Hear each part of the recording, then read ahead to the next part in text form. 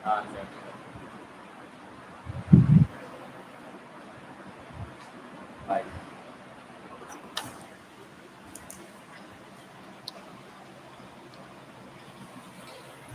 Morning students.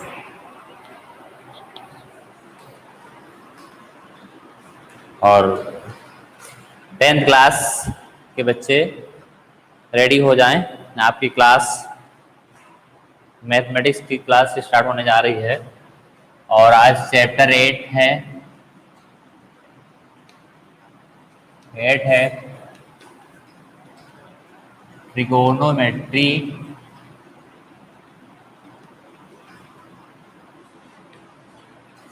ठीक है, क्या है बेटा? ट्रिगोनोमेट्री है और इसको आज हम लोग पढ़ेंगे, ट्रिग्नोमेट्रिकल रेशियोज पढ़ेंगे। ठीक है, क्या पढ़ेंगे? ट्रिग्नोमेट्रिकल रेशियोज के बारे में पढ़ने जा रहे हैं। Good morning Raghav, Ishani Mishra, good morning. जो बच्चे भाई एक्टिव रहते हैं, बहुत ही प्रशंसनीय कार्य है इन बच्चों का, जो अपने काम को अच्छे से समझ करके, पढ़ाई को अपना काम समझ करके कर रहे हैं। ठीक है, तो बच्चों आज हम लोग ट्रिग्नोमेट्री के बारे में पढ़ेंगे। सबसे पहले हम लोग देखते हैं, एक ट्रायंगल बना रहे हैं, right angle triangle. Right angle triangle, इसका नाम है ए, बी और सी। ठीक है, क्या बना हुआ है? Right angle triangle. थोड़ा सा आप लोगों से पूछेंगे, आप लोग जो पूछेंगे उसका उत्तर दीजिए चैटिंग करके। और ये बताइए, राइट एंगल ट्रायंगल में कितने एंगल राइट एंगल होते हैं? राइट एंगल ट्रायंगल में देखिए, वैसे तो किसी ट्रायंगल में 3 एंगल होते हैं, और जैसे नाम ले लिया, अगर राइट एंगल ट्रायंगल है तो इसमें कितने एंगल जो हैं वो राइट एंगल होंगे? जल्दी से कमेंट करके बताएं बेटा, राइट एंगल ट्रायंगल में कितने एंगल राइट एंगल होंगे? जल्दी से बताएं राघव और शुभम, आकर्षिता, जयसवाल, जल्दी से बताएं बेटा, कमेंट करके। आवाज हमारी आ रही है आप लोगों तक? राइट एंगल ट्रायंगल में कितने एंगल राइट एंगल होते हैं? और ये गौतम शशि ने बताया 1 एंगल, आदर्श ने बताया, जाधव ने भी बताया, जाटो ने भी बता दिया है, Vivek Verma good morning sir, I am Sakshi Patel, Sakshi good morning. चलिए, सब बच्चे कह रहे हैं 1 एंगल है। ठीक है, वेरी गुड। 1 एंगल 90 डिग्री है, तो आपको पता है फिर जो रिमेनिंग 2 एंगल बचे हैं ये किस टाइप के एंगल होंगे? एंगल ए और एंगल बी। आपका एंगल बी हो गया 90 डिग्री का, और एंगल ए और एंगल जो सी है ये किस टाइप के दोनों एंगल होंगे, ये आपको बताना है। ये कैसे एंगल होंगे? जब एक 90 डिग्री हो गया तो शेष 2 जो बचेंगे वो दोनों एक्यूट एंगल रहेंगे। कैसे एंगल रहेंगे? एक्यूट एंगल रहेंगे। ठीक है, बात समझ में आ गया? एक राइट एंगल होगा और जो रिमेनिंग 2 एंगल होंगे वो एक्यूट एंगल होंगे। तो हम लोग बच्चों यहाँ पर देखते हैं कि एक्यूट एंगल, किसी राइट एंगल ट्रायंगल के एक्यूट एंगल एंड साइड्स के बीच, जो साइड्स हैं, साइड्स में जो रिलेशन होता है वो आपका क्या कहलाता है? ट्रिग्नोमेट्रिकल रेशियो कहलाता है। ट्रिगोनोमेट्रिकल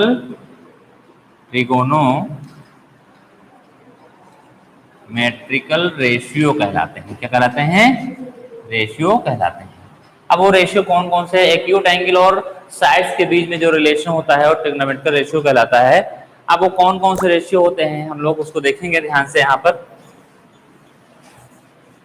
सबसे पहले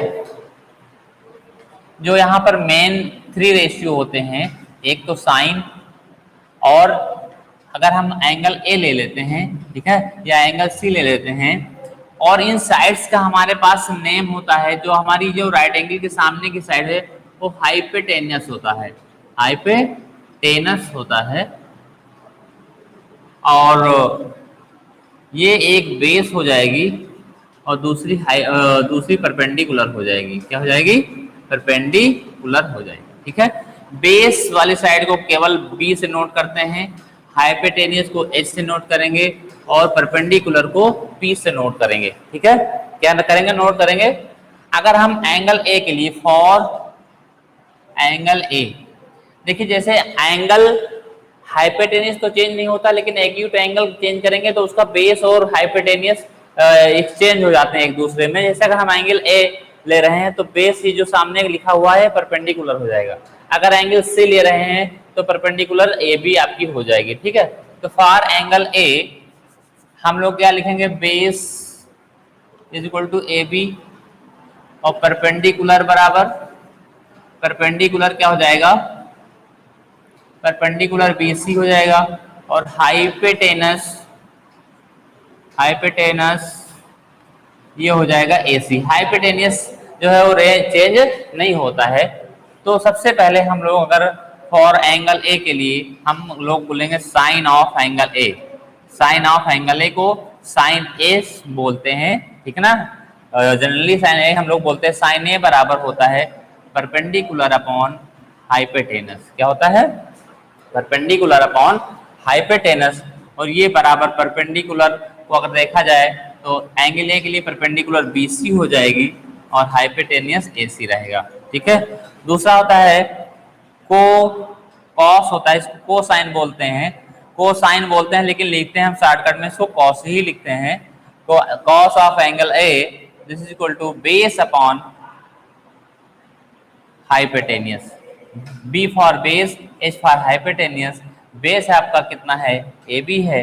एंगल ए के लिए हम लोग देख रहे हैं, वो जो फिगर में लिखा उसको मत देखिए, यहाँ पर बेस AB है, परपेंडिकुलर BC है, हाइपोटेनियस AC है।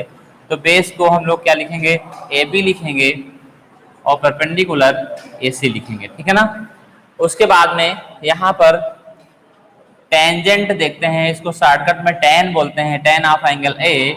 ये होता है परपेंडिकुलर अपॉन बेस होता है। परपेंडिकुलर आपका BC है, परपेंडिकुलर क्या लिखा है, BC लिखा है और बेस आपका AB लिखा। ये आपके मेन ट्रिग्नोमेट्रिकल रेशियोज हैं, ठीक है। और 3 ये हो गए और 3 और होते हैं जो इनके रेसिप्रोकल होते हैं, ठीक है। साइन का रेसिप्रोकल होता है कोसेक, कोसेक ए। कोसेक ए बराबर यहाँ परपेंडिकुलर अपॉन हाइपोटेनियस है, इसका होता है हाइपोटेनियस अपॉन परपेंडिकुलर होता है। अब इसको हम लोग लिखते हैं हाइपोटेनियस AC है, परपेंडिकुलर इसका BC रहेगा, ये हो जाएगा। फिर कॉस के बाद में कॉस का जो होता है वो सेक होता है, सेक ए बराबर क्या होता है, ये होता है हाइपोटेनियस अपॉन बेस होता है। हाइपोटेनियस आपका AC है, बेस आपका AB है। यहाँ से मत देखिए, एंगल जब ए लेंगे तो बेस आपका AB बनेगा, एंगल C लेंगे तो बेस आपका BC बनेगा, ठीक है। आप समझ रहे हैं बेटा।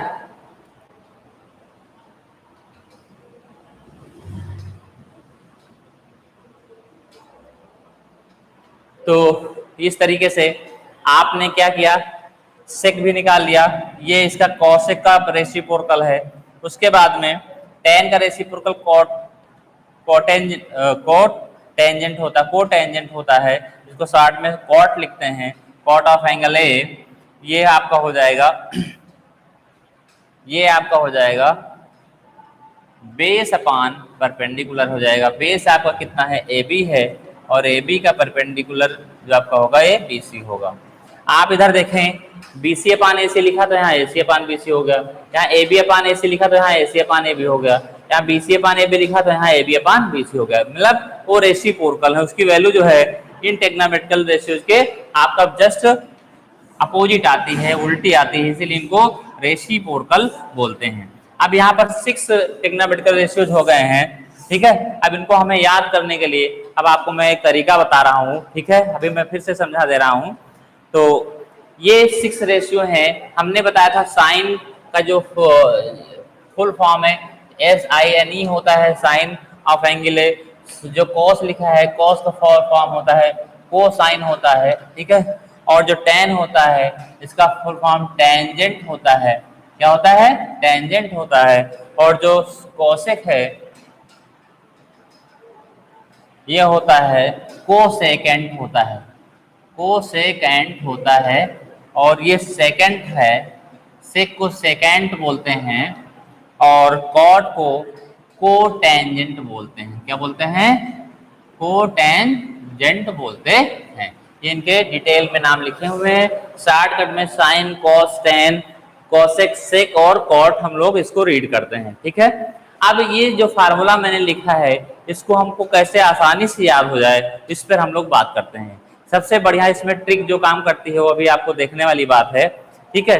अब यहाँ पर देखिए ये जो रेशियो आ रहे हैं साइड के रेशियो हैं, जब हमें परपेंडिकुलर अपान हाइपोटेनियस के रेशियो निकालते हैं तो वो कौन सा ट्रिग्नोमेट्रिकल रेशियो होता है, साइन ए होता है, साइन ऑफ एंगल ए होता है। अगर बेस अपान हाइपोटेनियस होगा तो कॉस ऑफ एंगल ए होगा। अगर टेन परपेंडिकुलर अपान बेस होगा तो किसका होगा, टेन ऑफ एंगल ए कहलाएगा, ठीक है। ये रेशियो आपके हैं। तो ये 6 रेशियो को कैसे हम 60 में याद करेंगे वो थोड़ा सा ध्यान देने वाला है, ठीक है। हाँ स्क्रीनशॉट ले लो बेटा, मैं साइड में हूँ, आप स्क्रीनशॉट ले लीजिए। और एक मैं अभी छोटा सा आपको तरीका बताने जा रहा हूँ जिससे आसानी से याद हो जाएगा, ठीक है। इसको मैं रब करने जा रहा हूँ। अब इतने फार्मूले आपको कैसे आसानी से याद हो जाएं, 6 फार्मूले हैं, 6 के 6 फार्मूले कैसे आसानी से, तो एक बॉक्स बनाइए, एक मैजिक बॉक्स बनाइए। और आपको बनाना कैसे है, इसमें आपको 1 2 3 और 1 2, इसमें लिखिए साइन, इसमें लिखिए कॉस, इसमें लिखिए टेन, टेन का उल्टा कॉट, कॉस का उल्टा सेक, अभी बताया मैंने रेसिप्रोकल सेक, और साइन का उल्टा कोसेक। ये सब लोगों को अभी मैंने बताया है, ये आपने लिख लिया। अब आप लिख लीजिए यहाँ पी बी और P B P, P B P बटे एच, एच और बी। ये आपका एक मैजिक बॉक्स मैंने बना दिया। कैसे आपको याद करना है ध्यान से देख लीजिएगा। लिखा है sine cos tan cot sec cosec. Sine का अपोजिट कॉसेक होता है, उसी के नीचे लिखना है। कॉस का अपोजिट सेक होता है, उसी के नीचे लिखना है। टेन का अपोजिट होता है कॉट, उसके नीचे लिखना है। बीच में perpendicular base, perpendicular hypotenuse, hypotenuse और बेस, इस तरह एक बॉक्स बनाना है। अब आप कैसे इसको याद करेंगे, इसको पहले लिखने के लिए कि कैसे आपको याद है क्या लिखना है, पंडित बद्री प्रसाद बटे हर हर बोले कह सकते हैं आप। क्या है, Pandit Badri, P for Pandit, B for Badri और पी फॉर प्रसाद, पंडित बद्री प्रसाद बटे हर हर बोले।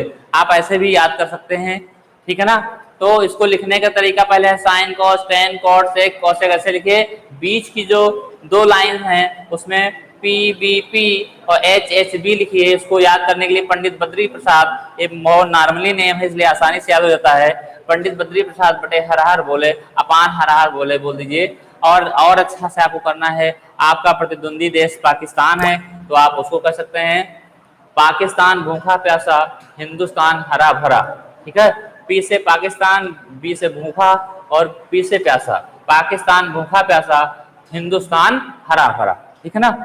हिंदुस्तान हरा भरा हो गया। इस तरह से एक बॉक्स बनाने को याद करना है। बाकी फार्मूले देखिए कैसे आ रहे हैं। साइन का लिखना है तो देखिए जो ऊपर है उसमें ऊपर से नीचे लिखेंगे, जो नीचे है उसमें नीचे से ऊपर लिखेंगे, बस यही करना है। तो देखिए पहले हमें साइन का लिखना है तो साइन बराबर साइन, अब जिस एंगल का लिखना है वो एंगल यहाँ लिख देंगे, ठीक है। अब मान लिया एंगल थीटा है तो साइन थीटा बराबर P upon H, P upon H हो गया। कॉस थीटा बराबर, अब थीटा मतलब कोई भी एंगल, चाहे एंगल ए हो चाहे एंगल सी हो, जो वहां पर होगा वहां थीटा जगह को उसको रिप्लेस कर देंगे। कॉस थीटा बराबर बी बटे एच, बी बटे एच। कॉट टेन थीटा बराबर पी बटे बी।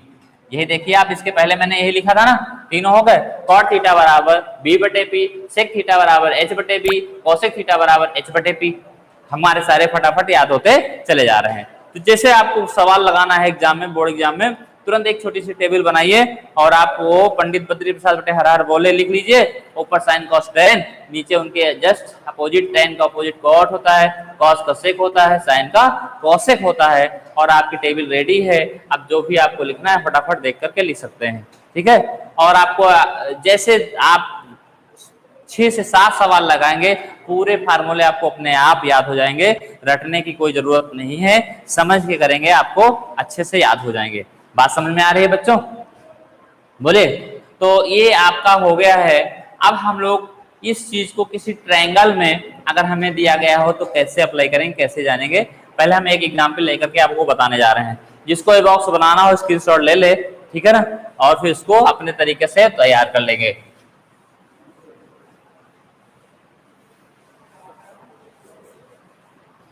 अब देखिए जैसे हमारे पास कह रहा है कि एक ट्रायंगल गिवन है आपके पास, ट्रायंगल है ए बी और सी, एंगल भी 90 डिग्री है। वो क्वेश्चन दे देता है in triangle A B C angle B equal to 90 degree और एंगल फाइंड, हाँ, और उसने ये कह दिया कि ये 5 है, ये 4 है और ये 3 है, ठीक है ना।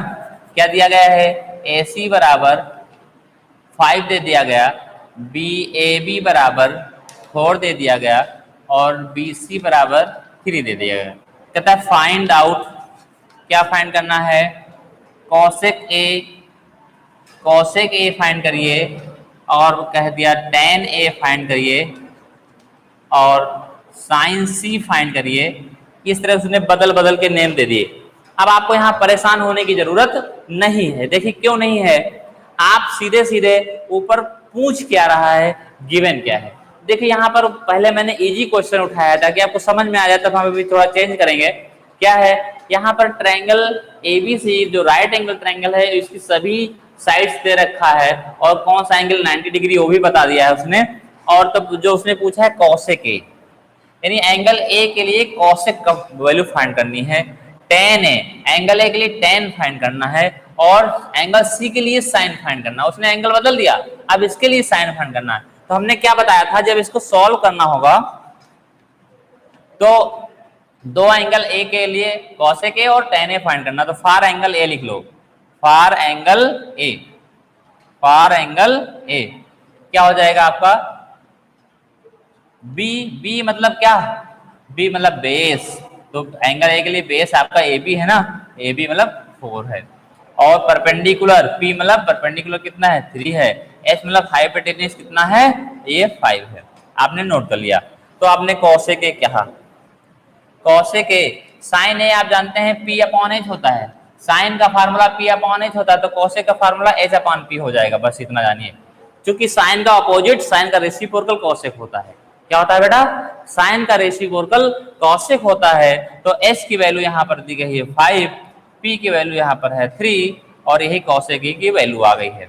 इसी तरह से बच्चों बताइए कि tan ए की वैल्यू क्या होगी, जल्दी से बताएं, कमेंट करके बताएं tan ए की वैल्यू कितनी आएगी। तो tan ए का फार्मूला सबसे पहले मालूम होना चाहिए। tan का फार्मूला होता है perpendicular upon base, P upon B. तो इसके लिए एंगल ए के लिए आपको P की वैल्यू पता है, B की वैल्यू पता है, तो P की वैल्यू 3 है, B की वैल्यू 4 है, ये आ गया। अब दो आंसर आ गए। अब एंगल C, साइन C पूछा है, अब तुरंत यहां लिखेंगे फॉर एंगल C। जैसे साइन C आएगा तो परपेंडिकुलर आपका जो हो जाएगा वो क्या हो जाएगा, 4 आ जाएगा। यहां परपेंडिकुलर कितना है, 3 है, लेकिन जैसे एंगल बदला तो परपेंडिकुलर, मैंने कहा था परपेंडिकुलर और बेस चेंज हो जाएंगे, बेस कितना हो जाएगा, 3 हो जाएगा, लेकिन हाइपोटेन्यूज वो 5 ही रहेगा। तो हमें निकालना है साइन सी, साइन सी बराबर परपेंडिकुलर अपॉन हाइपोटेन्यूज। परपेंडिकुलर कितना है 4, हाइपोटेन्यूज कितना है 5। ये आपका सॉल्व हो गया है। ठीक है, बात समझ में आ रही है सब लोगों को। तो आपका साइन सी के लिए 4/5 आ गया, ये हो गया। अब हम एक क्वेश्चन यहाँ पर अभी तुरंत दे रहे हैं और सब लोग करके दिखाएं तो हम समझ जाएंगे कि आप लोग समझ चुके हैं।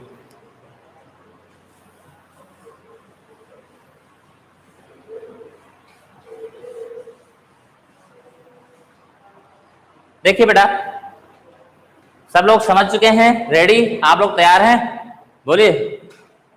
सभी बच्चे, गौरव सिंह, शिवा, कश्यप, आदर्श, सब लोग तैयार हैं। मैं क्वेश्चन देने जा रहा हूं। तो in triangle PQR angle Q is equal to 90 degree, PR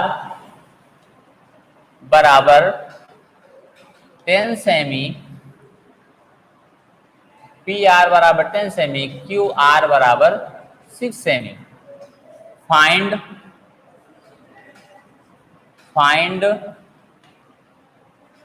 sign P tan P cosec R. देखो हमारा क्यू 90 डिग्री है तो क्यू नहीं पूछा जाएगा, पी पूछा जाएगा या तो आर पूछा जाएगा। कॉसेक आर, तीन चीजें निकाल के दिखाइए और कॉस आर। चलो 4 चीजें मैंने आपसे पूछी हैं, आप लोग जल्दी से करके दिखाएं। यस, सब बच्चे रेडी हैं। विवेक वर्मा ने कहा we are ready, very good. I am proud of Vivek Verma. भाई तुरंत रेडी हो गया बच्चा, और ये अच्छी बात है, एक अच्छे स्टूडेंट की पहचान है। जल्दी से करके दिखाएं बेटा। मैं रुका हूं, आपको फाइंड क्या करना है, sine P tan P cosec R cos R. और ऊपर मैंने ये लिख दिया है, मैंने फिगर नहीं बनाया है। पी क्यू आर ट्रायंगल है, जो इसमें एंगल क्यू 90 डिग्री है, पी आर 10 है, क्यू आर 6 है। ठीक है, केवल 2 साइड दी गई हैं। अब आपको दिमाग लगाना होगा कि 2 साइड से कैसे काम चलेगा। ठीक है, तीनों साइड चाहिए तभी रेशियो निकल पाता है।